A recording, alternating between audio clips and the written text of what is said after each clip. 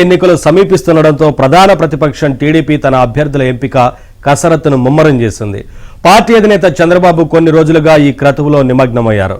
వివిధ నియోజకవర్గాల్లో రాజకీయ పరిస్థితులు, ప్రతిపాదనలో ఉన్న అభ్యర్థుల బలాబలాలకు సంబంధించి తెప్పించుకున్న 4-5 రకాల నివేదికలను ఆయన వడబోస్తున్నారు.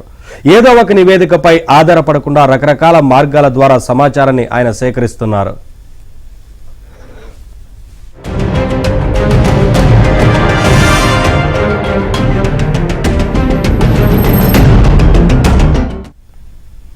టీడీపీకి ఎన్నికల వ్యూహకర్తగా వ్యవహరిస్తున్న రోబిన్ శర్మ బృందం కొన్ని ప్రతిపాదనలు అందజేస్తోంది. 4-5 జిల్లాలకు కలిపి నియమించిన జోనల్ సమన్వయకర్తలు కొంత సమాచారం ఇస్తున్నారు. ఇవిగాక పార్టీ సీనియర్ల నుంచి కొన్ని ప్రతిపాదనలు అందుతున్నాయి.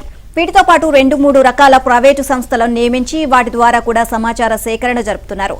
70 నుంచి 80 నియోజకవర్గాల్లో అభ్యర్థులపై అధినాయకత్వం ఇప్పటికే ఒక అవగాహనకు వచ్చింది.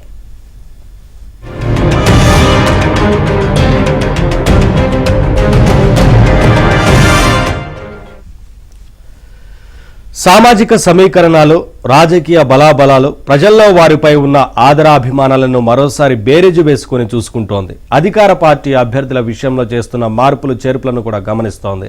ఉదాహరణకు ఉమ్మడి గుంటూరు జిల్లాలో చిలకలూరుపేట, వేమూరు నియోజకవర్గాల్లో మంత్రులు విడుదల రజని, మేరుగ నాగార్జునను గుంటూరు పశ్చిమ, సంతనూతలపాడుకు మార్చి ఇక్కడ కొత్త అభ్యర్థులను వైసీపీ నిలుపుతోంది.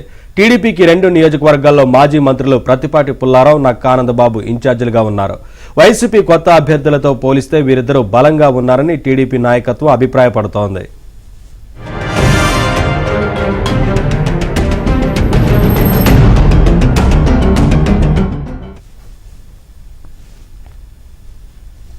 ఇదే మాదిరిగా అన్ని నియోజకవర్గాలపై పరిశీలన జరుపుతోంది. 80 నుంచి 90 నియోజకవర్గాల్లో తాము ఎంపిక చేసిన అభ్యర్థులకు ఈ నెలాఖరు నాటికి అంతర్గతంగానైనా స్పష్టత ఇవ్వాలి అని టీడీపీ నాయకత్వం భావిస్తోంది. ఎన్నికల షెడ్యూల్ వెలువడిన తర్వాతే పేర్లు అధికారికంగా ప్రకటించాలని నిర్ణయించింది.